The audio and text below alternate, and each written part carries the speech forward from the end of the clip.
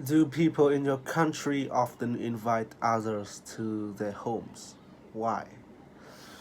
I would say it depends, but uh, for the majority of Vietnamese, especially people in like let's say other province, right? Like not in the central city. I think they are pretty open-minded and welcoming people to uh, to their homes. Well, like people in like big cities such as Hanoi or Ho Chi Minh cities do also do the same thing, but only to but they only allow like close people, like maybe their friends or relatives to invite them to their homes, maybe their coworker, just to be name a few. What I'm trying to say is that uh, most people will invite close people, people in their close like zone, their proximity to their homes. But also there are other people from other province who is actually very welcoming. In fact, so welcoming that there are multiple stories about homeowners letting strangers uh, sleep, have a night in their house. Especially if you're looking at like foreigner tourist channel, like all these guy from other countries, making vlog in Vietnam and such, and the homeowner invite them to their house to spend the night. So you kind of get my idea, right? Some people are just very open about that kind of thing. So yeah, what who are more likely to invite others to the home? People in your countryside or people in the city? I would say people in my countryside because you know mainly is that the countryside usually have a lot more spaces. So um, perhaps every now and then people can they usually probably have a one spare room or so. So occasionally they can let others, you know, like stay at their home or like having a big celebration where they invite a lot of people into the house, things like that. Because what I'm trying to say is that countryside, like people living in the countryside, generally is a lot more open and social. I would say kind of like different kind of social than people in the urban. So I would say countryside. People in the city, not really. They pretty they're pretty contrast with people in the rural area because I would say is that probably people in the city is more cautious and they also uh, usually don't have as much spaces. Their house are usually not as spacious as people in the countryside. So yeah. What facilities are there in the tourist attractions in your country? Uh, Usually um, the tourist attraction in my country comes down to two things, like two category.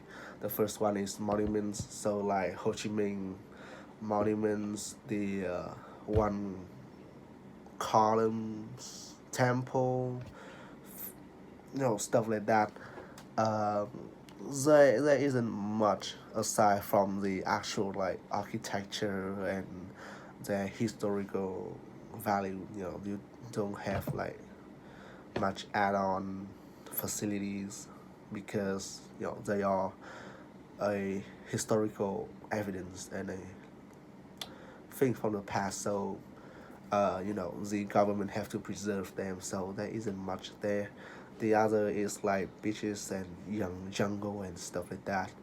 Um, Especially beaches, right? So there are a lot of like resorts building around these sandy beaches with crystal clear water and foaming wave. So you can expect like a gym, hotel, resorts, as I said, stuff like that. So yeah, honestly, there isn't like much like when you compare like USA, they have like Disneyland and stuff like that.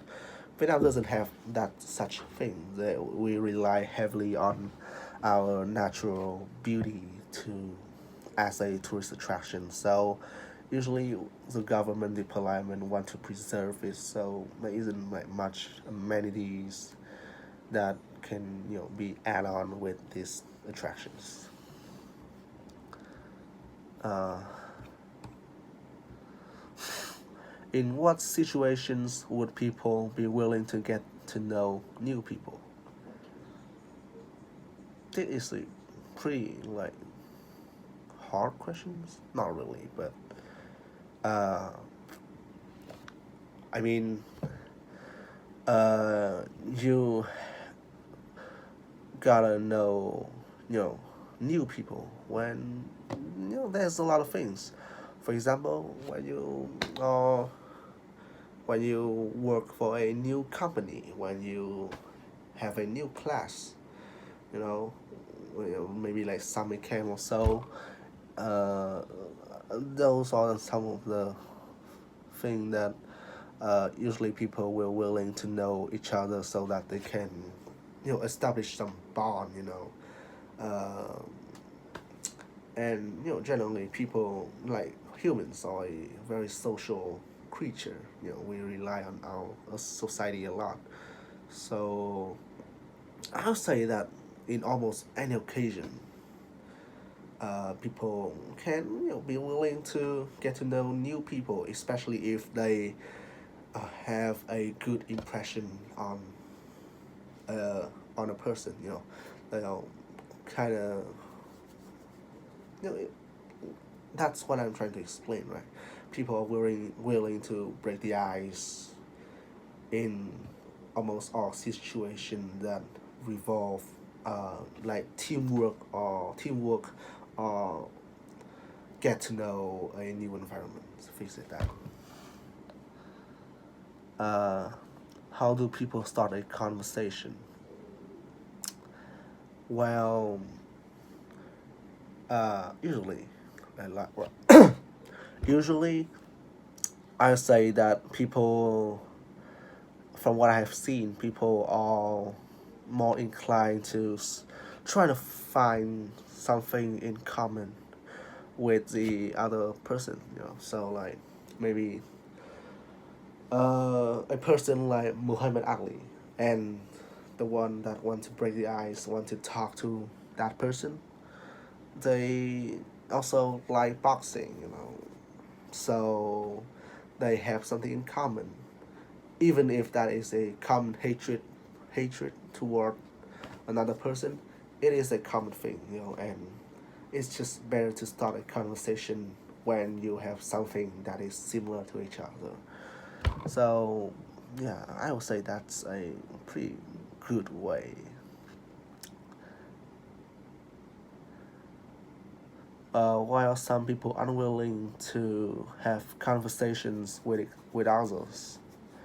Again, this is a very situational questions, I'll say, because like uh you know uh extrovert people, extroverts, they are more than willing to uh have a like at least a small talk with other people.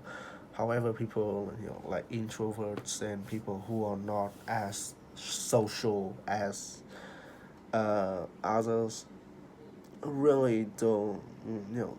I mean, I'm also a example of that. I find it very hard to start a conversation myself. Rather, I usually will, let others talk to me first. So it sounds very passively, and it is. But yeah, maybe they're shy. Maybe they just don't want to make it bond. Maybe they just uninterested in the people around them. So that's a lot of things.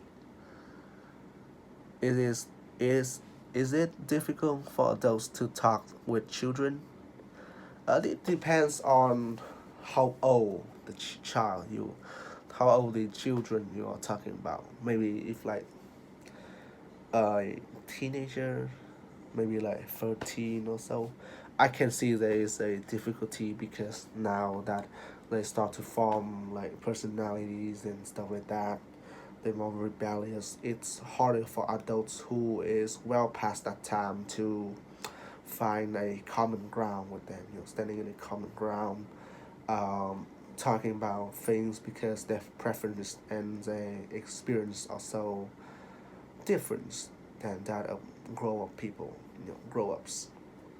But like smaller one, especially like from elementary school to kindergarten, it's relatively easy, because these children generally have a very like basic, like simple minded. They don't think much, and if the adults is entertaining enough, then there's pretty much no hurdle when talking to them. So yeah.